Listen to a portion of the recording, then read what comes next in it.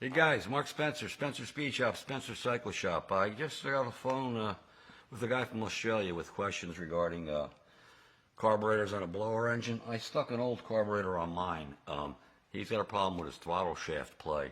I'm hoping this shows up in the video good. This is a dial indicator that I put on the secondary shaft of an old carburetor. That's a secondary throttle shaft.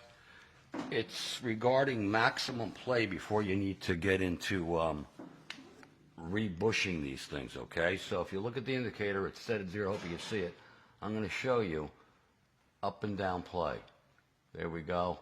About 12 to 0. 12 to 0. 0 up and down, okay?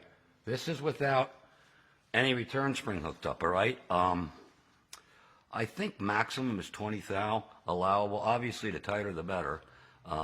That's a played out carburetor. It'll still get by, but if you got excessive play, you're not going to return to idle consistently, especially in a dual quad setup. You have to tap the carburetor to get it back down to idle. It's not going to idle consistently. And also, it's a source of a vacuum leak. So if you got a carb, we're having some tuning issues, it's something to think about. So once again, no return springs. I just bolted this carb on real quick, easy enough to do on mine, but up and down, right there to there, okay? It looks like I'm pushing on it too hard here, but it's about 13, which, if I remember correctly, I think it was 7 to 20, something like that, in the original Carter Comp Series books. I don't go by any Edelbrock shit. Don't look at any of their info. Find yourself an old Carter Comp Series catalog and service manual. Way better than the Edelbrock shit. You know what I mean? But not that the carburetors are shit. But I'll tell you this: float level 2, never ever put an Edelbrock or any carburetor for that matter, any carb, I don't care what it is. If it's being shipped to you, if you're not right there building it on the assembly line with the fucking guy building it, I'm telling you now, the floats are bouncing while the UPS guys are drop kicking the boxes off the trucks and throwing them against the walls because they hate their job, which I don't blame them. Those guys got a FedEx and UPS guys, they get paid well, but they don't go back to the loading dock till their truck is empty. So if you're one of the last deliveries on their route, I'm pretty sure your box had a pretty rough ride. So remember, always check. I have never found the float level to be correct, especially on Edelbrocks and back when I was getting Carter carburetors back in '76, okay? So once again, to play, I got it set up with a dial indicator, bolted down. I know I'm getting crazy with it, but I just want to show you because there is a spec for it. I don't think you'll find it in the Edelbrock book because theirs out of the box are 10 to 15 thousandths, okay? If you're lucky. So just let you know.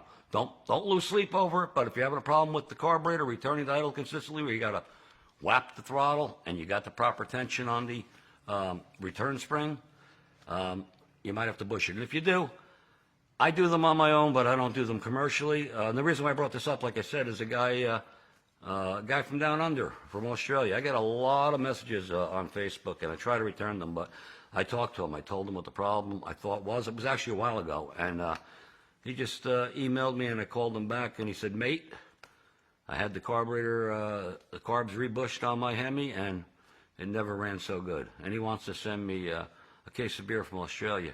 I told him I would put that money towards a mortgage on another house because shipping from Australia to the U.S., oh boy. Anyway, hope I'm not boring you, just trying to save you some problems. Once again, you want to check that play on the primary and the secondary. I just hooked up the secondary side. It was easier. It was easy enough to throw this carburetor on for you guys to show it to you, because showing it to you on a stand, I was playing with it on stand and the carb was moving around. I don't want to get involved. It was easier to bolt it down, okay? Tech tip number 3 million from Mark Spencer, Spencer Speed Shop. I love helping you guys out. I love all my customers. And Rob, we just talked a little while ago. You know who you are. You're quite a man. You're quite an amazing individual, buddy.